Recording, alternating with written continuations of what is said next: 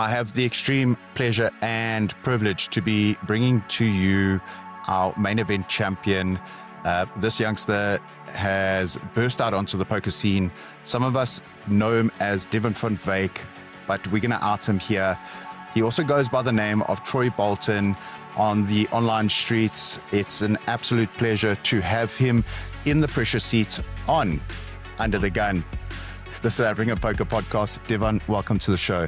Thank you so much for having me, man. The honor is all mine. I've been watching every episode. It's been good to see what happens on this podcast, and glad to finally have my shot on here and tell my story. Yeah. So the last time we had Marco here, you were behind the scenes. This time, yes, you are front and center, and he gets to watch this episode.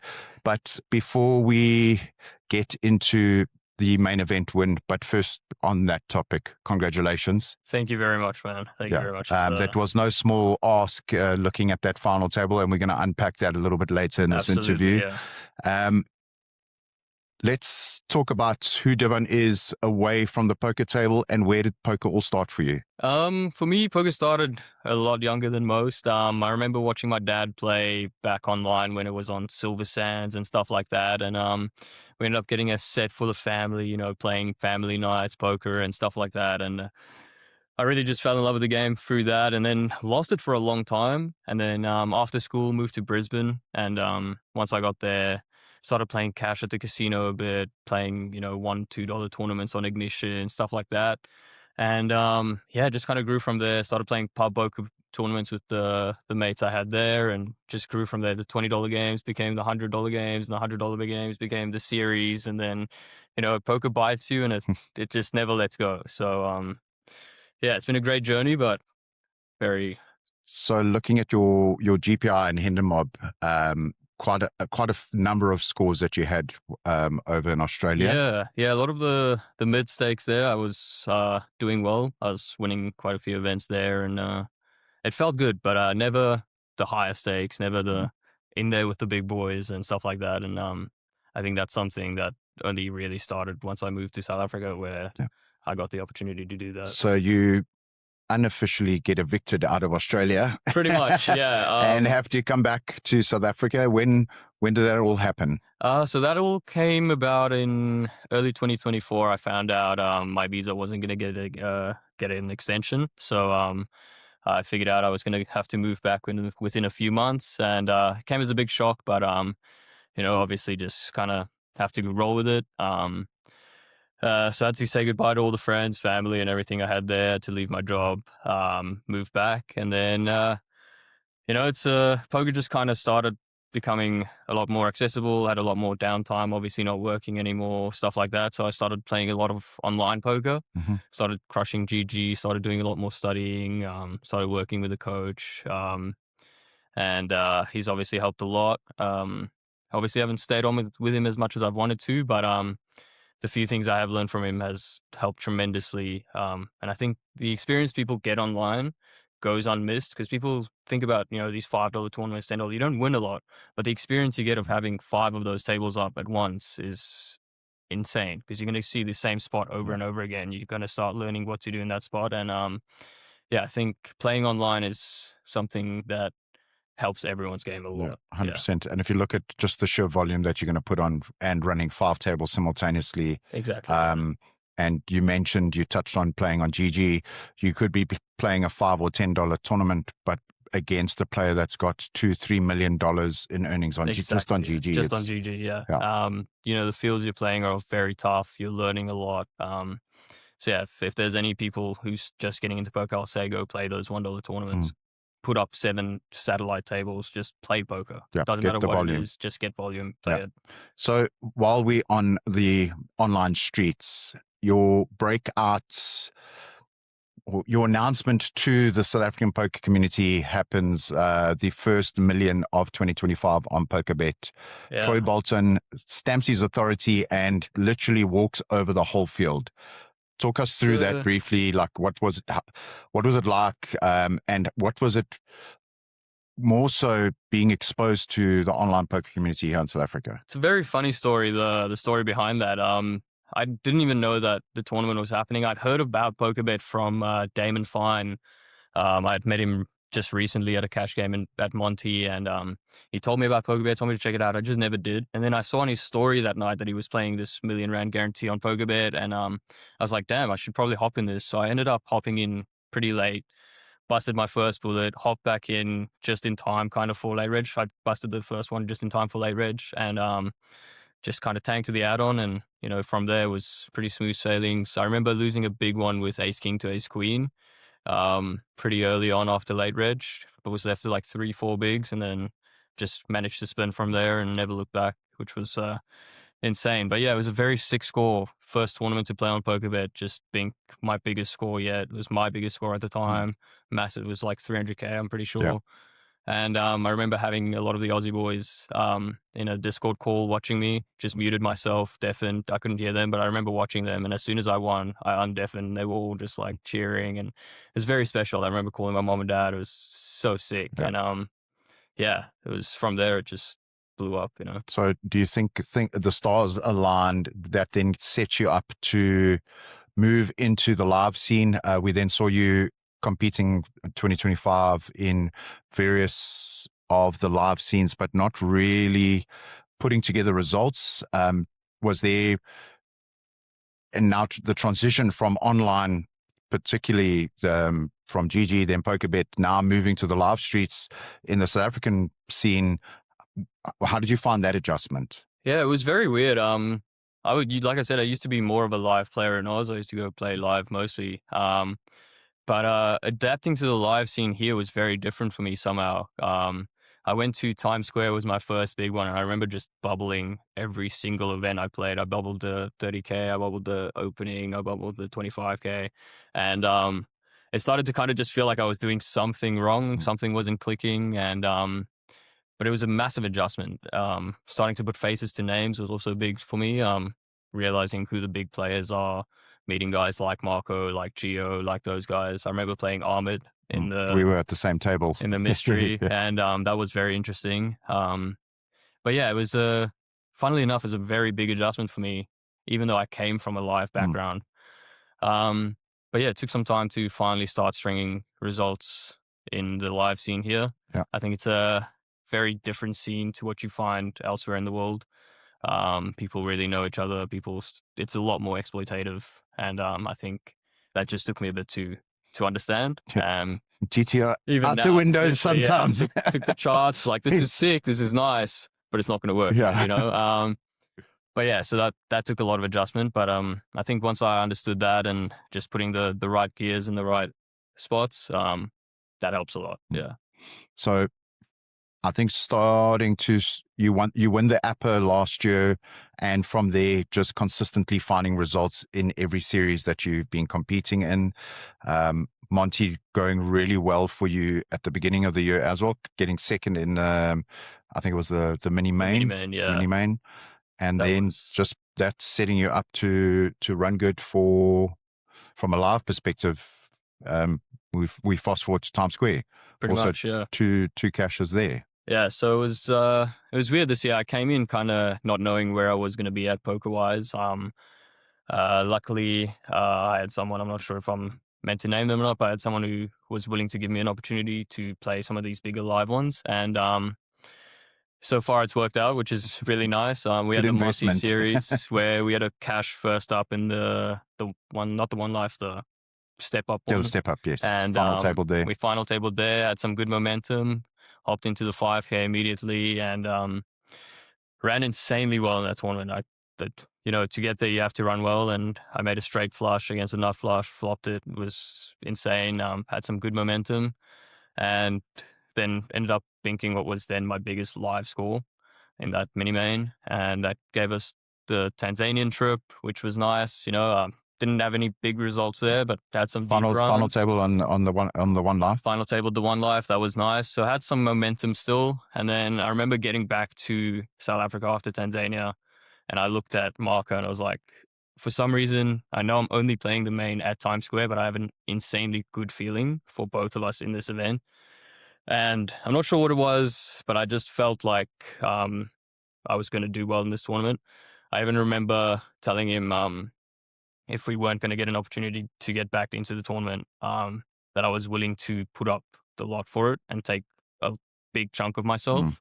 And yeah, I just had an insane feeling, and both of us ended up FTing, obviously the win, and yeah, it felt insane. Yeah. So let's move to that main event. You start day 1B, and I know this because you sat to my immediate left, day 1B. Yes. And there was just in your winner interview, and I said this to you, there was just I could feel a different presence or different energy coming out from you sitting at the table. You were literally very, very switched on, and not because the circle and the group that you hang with can be distracting sometimes. 100%, yeah. But you were there on a mission, and I said that to you when we were sitting down next to each other. I said that to you in the winners interview. What was it that when you arrived and you sat down, you said, right, I'm getting to work? Like I said, I came into it with a lot of confidence. We've been running well leading up to that.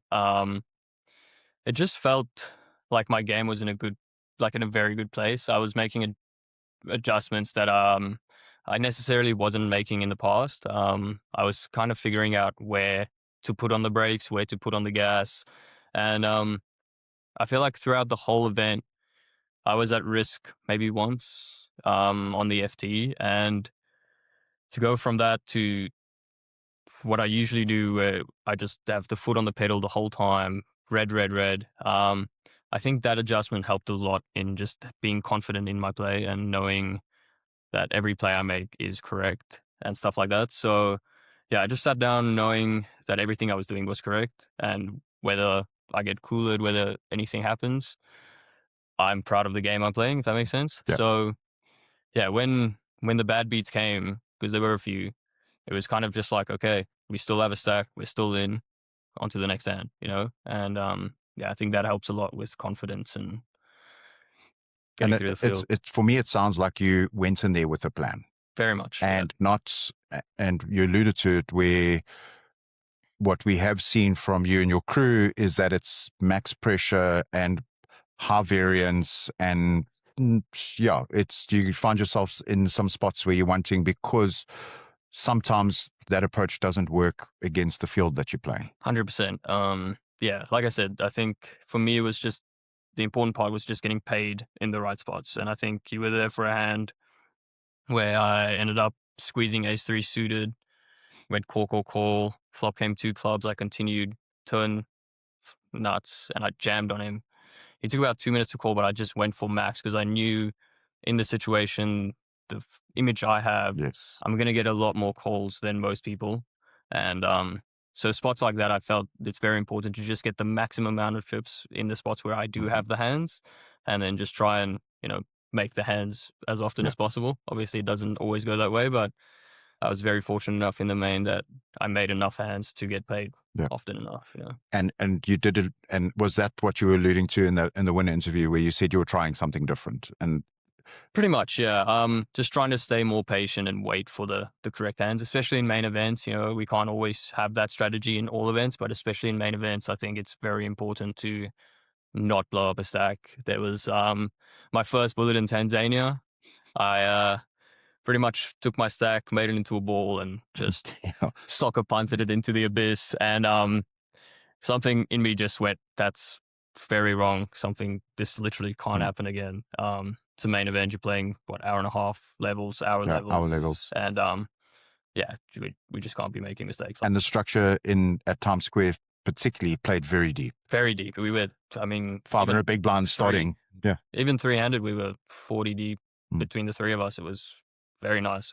The structure was so cruisy. Yeah. Like I said, I was never at risk. I never felt, damn, I'm short, I have to do something. Yeah. There was one point on the FT where I got ace king into MJ's 10 jack, and I got down to like 10 bigs, but that was probably the shortest I was the entire tournament, and we just kept battling, and it helps. And you touched on it briefly, but I want to understand it from your perspective. When I chatted with Gio in previous episodes, he spoke around switching gears. Yeah. What is that?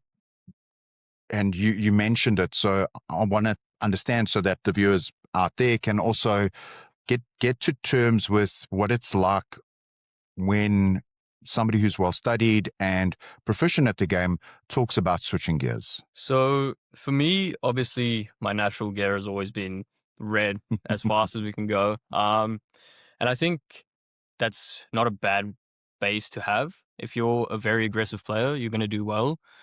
But what makes a very good player is being able to go, okay, where I'm short, we're getting close to the money. I need to kind of just dial back and let's say, whoever else has the chips, usually someone like Marco or, Gio or someone like that, take control of the table, do their thing, and we'll just get them later when we have a hand, And those type of spots, I think, is what makes a great player. Just being able to switch swift gears and stuff like that. Like I know Marco, just to bring him up quickly, he's very aggressive. Everyone knows it. He always has chips, but Or he doesn't. And that's the big thing. It's stuff like that where just taking that aggression and just bringing it back a bit. And he's been working on that a lot recently, which has been showing like in that high roller. It's one of the best tournaments I ever watched him play.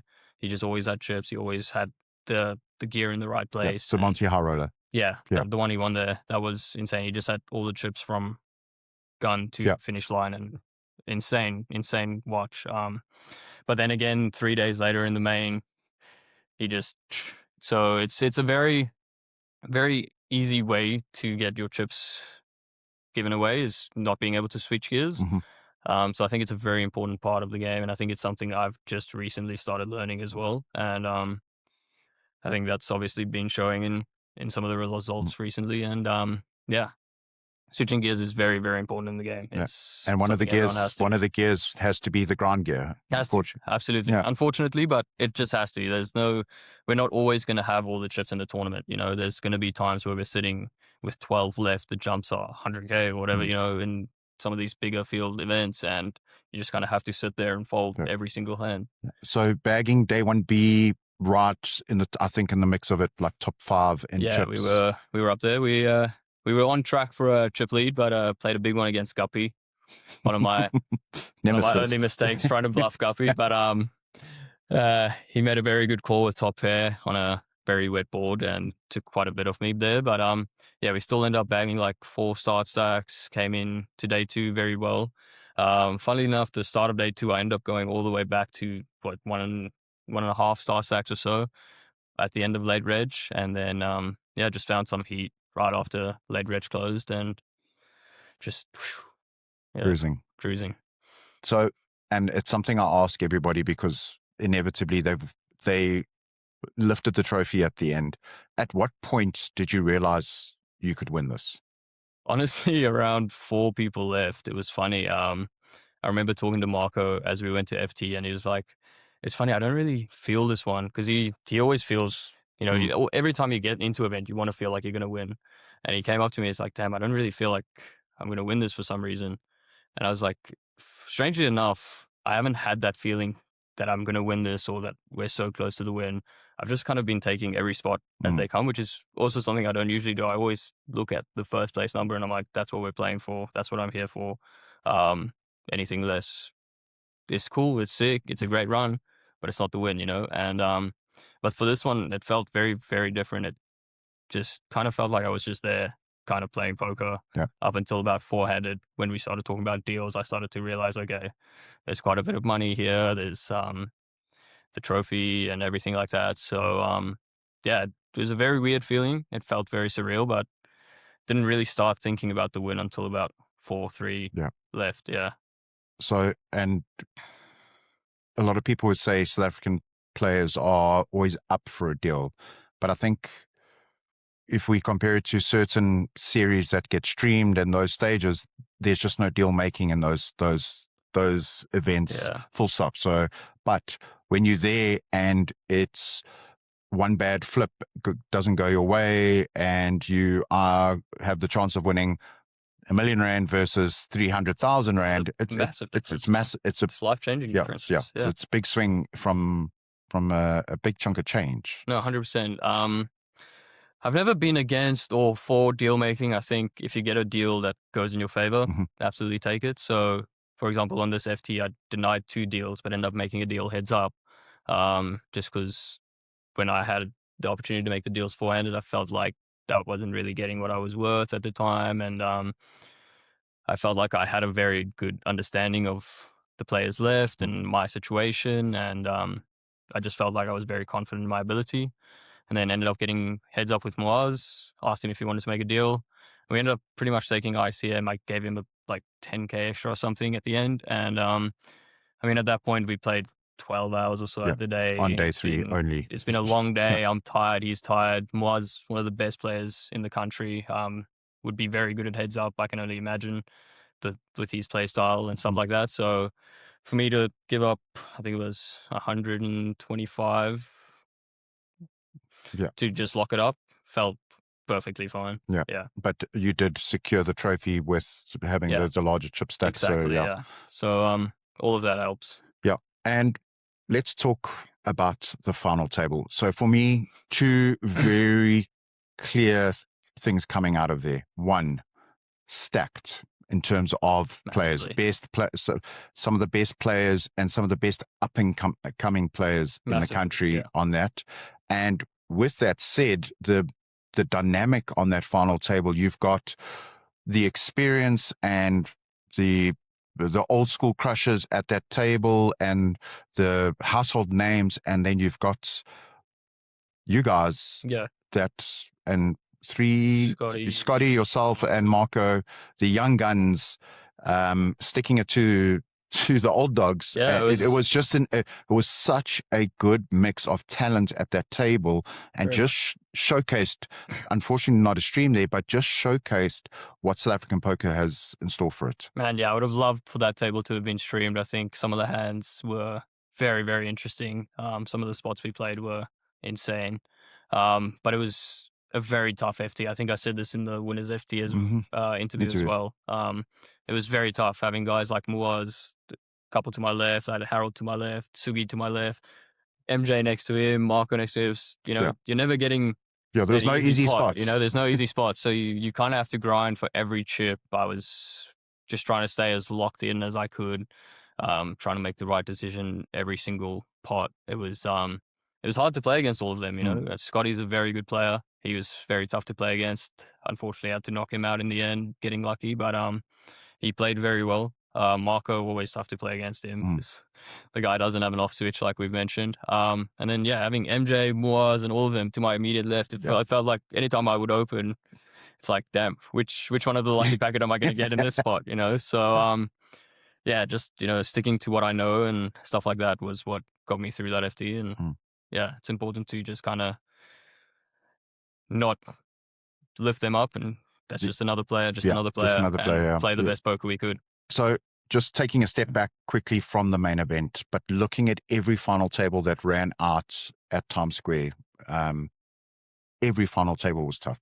I had the conversation with Gavin. I've had the conversation with Guppy. From the opener, you've got Max Rudolph, Gavin.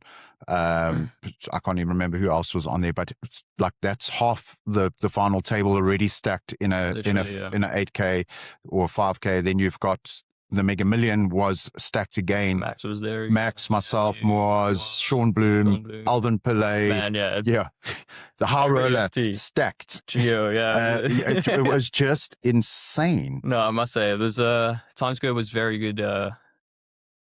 What's the word? Like showcase for South African poker. Like I said, sad that there wasn't a stream for it. I hope that we can get back to a point where the streams are back for the South African series, because I think there's a lot to show the international community here, and there's a lot of great poker players here. And the best way for us to get that out there and, you know, do stuff like that is have that stream and showcase it. You know, that's why we're here. Yeah. Going back to this old school versus new school, what does it mean for you in that circle to be able to stand there? I know Marco's won many trophies. He's an exception to the rule. And he's actually been around so long that he's basically an old school. Yeah, old school. He's let's call it a veteran. He's basically a young veteran now. But what does it mean for you to stand there and lift that trophy? I could see the emotion in your eyes and just the that smile from ear to ear. But what does it mean for you? Man, yeah. Like you said, it was a very emotional moment. I remember almost tearing up in the interview and stuff like that. But it's just a lot of pride. You're very proud of the result you achieve. You work really hard for these things. And I remember when I started playing poker, I had a chat with one of my good friends from Oz. His name's Adam Thagard, and we spoke about the main goal of just winning a main event, because I think main events are the biggest showcase of poker players. It's deep fields, long structures. You're playing against the most recreational players, and you're playing against the biggest regulars you can. So I think it's having to navigate main event fields is one of the toughest things in poker, and I think players who can do that consistently well are going to be your better players. Main events are what shows where you are in your field, and it's been one of my biggest goals. So to finally achieve that, I think the emotion cannot really be put into words, but I think I was just very, very proud of the result. And I guess from coming out of that, if we look at the community, well, the younger generation, the community that's around that, they must be thinking, man, like this, it's like that moneymaker effect for 100%. the youth and the up and coming generation in the South African poker community. I hope so, man. I hope so. It's what we want to see. It's good to see guys like Brett now get the opportunity with SunBet and stuff like that. Having guys like Ricky and Scotty and John go on podcasts like these as well, and just growing the game, showing these young guys that it is possible. You just keep playing those 1Ks on PokerBet, keep playing the 10Ks, the 20Ks, keep grinding up a roll. Eventually, this is where we can all be. It's an easy game to find a network in, and it's an easy game to learn. Not an easy game to learn, yeah. But well, it's somewhat easy game to learn, very difficult to master. I think so. Yeah, 100%. I think if you put in the work, it will be rewarded at the end of the day. If you're going to grind out and set a goal for yourself that this is where you want to be, it's very achievable. I think a lot of people look at it and go, wow, there's 900K on top, 15,000 Rand main, and it's like, I could never be there.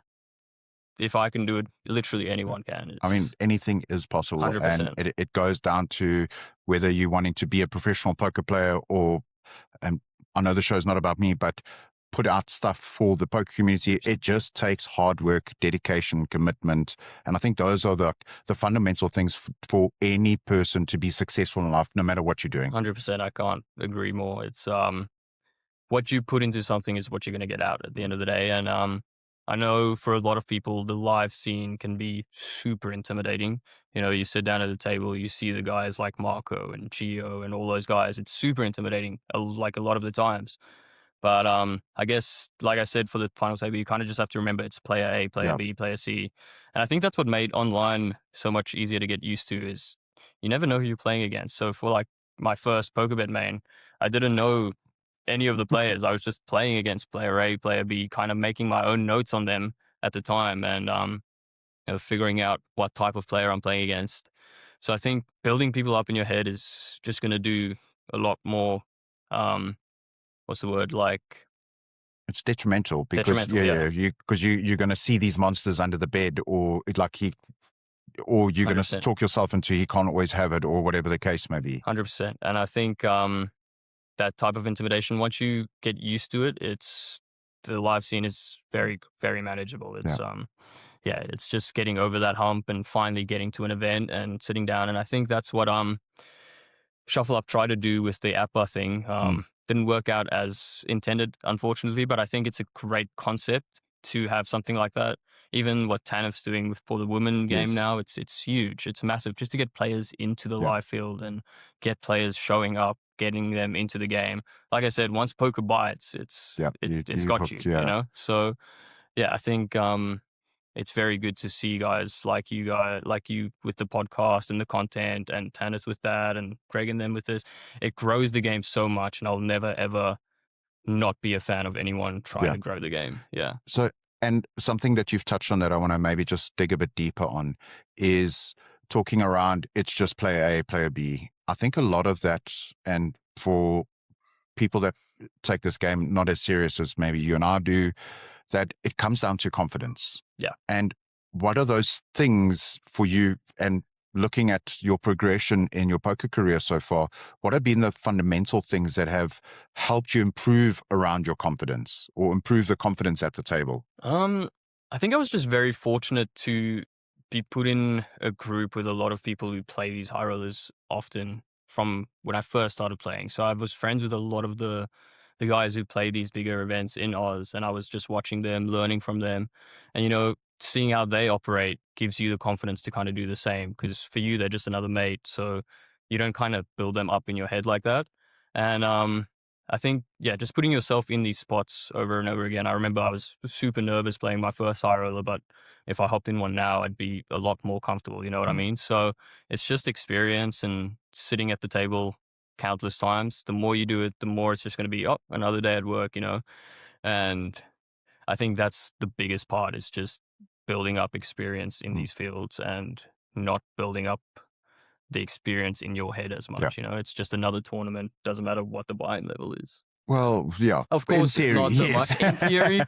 Yes. Obviously, I remember playing the high roller in Cape Town. It was sick experience. Chip leader day 1, day 2, very, very different. I was just kind of battling, grinding, not getting any cards, and I remember thinking, "Wow, this is what high rollers are. This is insane." And I was very nervous and stuff like that. But now it's very different when I sit down at a field, like at a table like that. Like even in the main, I remember Shuffle Up Monty for the SA Poker Open last year. Day 1, I drew a table with Muaz, Geo, Table of death. Soldi. It was insane. It was like, I looked at the table, I was like, is this FT or is this day 1A? You know what I mean? And so back then I would be a lot more nervous than I am now.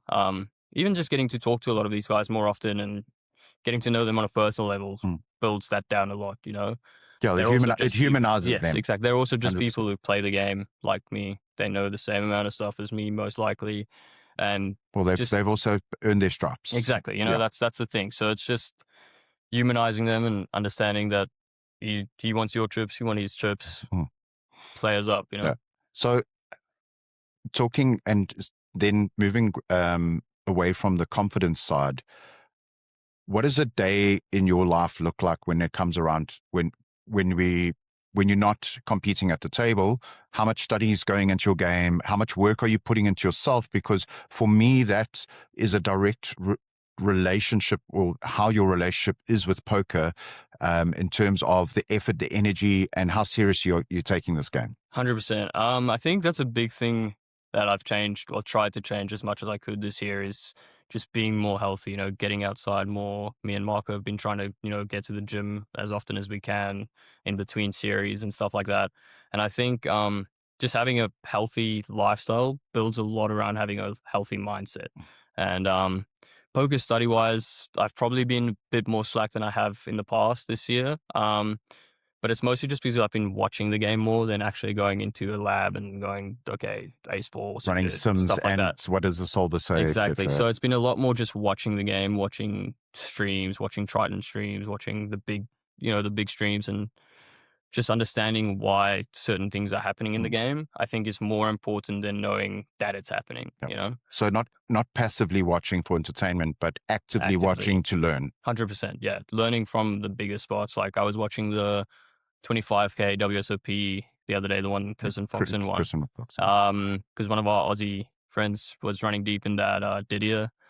And I remember watching, and every spot I saw come up where I was like, this is very interesting, I screenshot it, and then later on you go look at it and go, okay, why are they using these hands? What's happening? Why is this a good bet size? Stuff like that. And, just kind of trying to figure out why they do what they do instead of just what they're doing is, I think, a big thing that a lot of people miss when studying. Yeah, because for me, obviously, not coaching some of my students have become high performing, Very but much. coaching people and just dumping theory, never works. Yeah, you just steer right the whole time, and you'll end up going in circles. Yeah. Because frequencies and like spots that it should be at 10 or 15% just get played at 100% because then you're not understanding the mechanics behind it. But I fully agree. It was something that I use personally to speed up my education around poker, was actively watching streams and going, right, if I was 100%. In the spot before, because they tank so long, you can go, and I would verbalize it, you should bet X amount here, and this should be the play, and then see how many I get right. And then with the ones that I was way off course, go back and say, wow, they're doing this. 100%. Like, and I think knowing the theory and applying the theory are two very different things. And I think that's what's helped a lot for me in the last year or so, is just trying to understand where to apply the theory that I've studied previously, you know?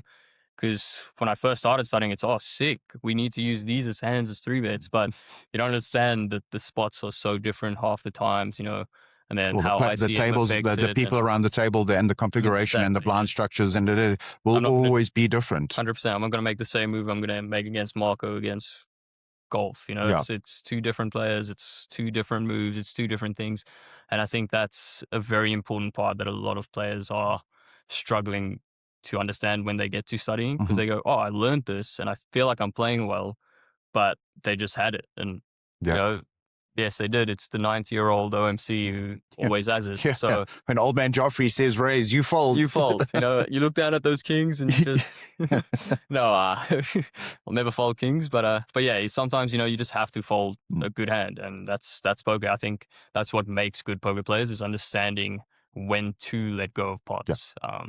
So while we're talking on the studying and the learning and the progression of the game, I always like to give the viewers something that they can walk away from our guests, or whether it's from me, not so much from me, but from our guests, because they're the winners, that they could go back and maybe it resonates with them. What would you say is the 3 most critical things for you that's helped you improve your game? Well, we've gone over this one before, is just playing as much as you can. Put on 18 tables, even if you're losing on all 18, the amount of spots you get to see and redo is insanely helpful for your game. Obviously just watching YouTube videos, watching guys like Jonathan Little and all those free content. You don't have to pay for poker coaching, you don't have to pay for GTO Wizard. You just sit down, open YouTube. What is ICN? Bang. It's there. There's 17 videos from Fedor Holtz, and it's an unreal resource that I think a lot of people underutilize a lot. And it's something that helped grow my game a lot. Definitely plus EV move that. 100%. Go on Wes Blom's YouTube, stream watch every my stream. Sunday. Just watch him. It's just stuff like that. Just watching people play the game is insanely good for you. Yeah, because it also allows you to see it through, and that's what I try and achieve, is let people see it through my eyes. 100%. I think what I love about poker is this 99 gazillion different ways to play every single hand. You're never going to get exactly the same spot, exactly the same thing. And I think that's what I love about the game, is I can play my game, you can play your game, Scotty will play his game, and we're all going to be successful if we play our games correctly, you know. Correctly. And I think the last one I would say is having a good support system around you, you know, people you can talk about poker with, people you can go, listen, am I dumb for doing what I just did? And having people who will tell you, yes, that was really dumb. And I think that's one of the most important parts, is having a great support system around you. And as much as we do have a very small poker community, we've got a very inviting poker community. And that's what I found also, only being around the scene for the last 3 years.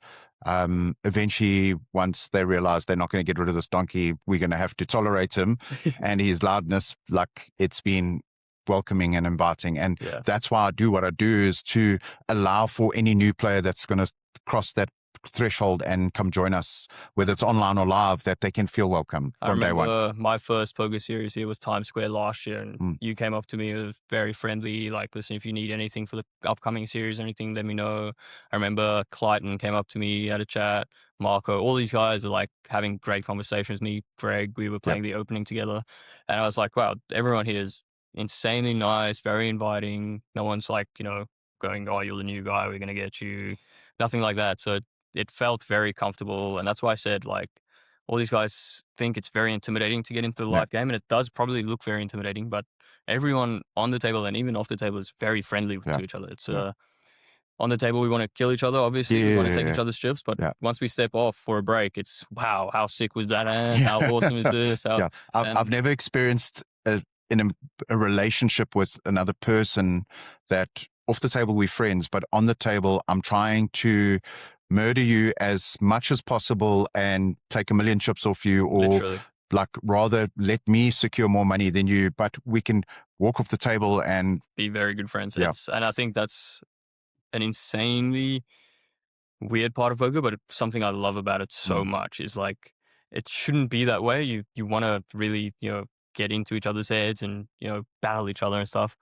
So it's set up to be like everyone hates each other, but it just doesn't. Everyone really enjoys each other's company and everyone's very friendly with each other. And I think, well, in fairness, that's what over makes the a game so great, series, you're spending hundreds of hours with these people. Hundreds, So yeah.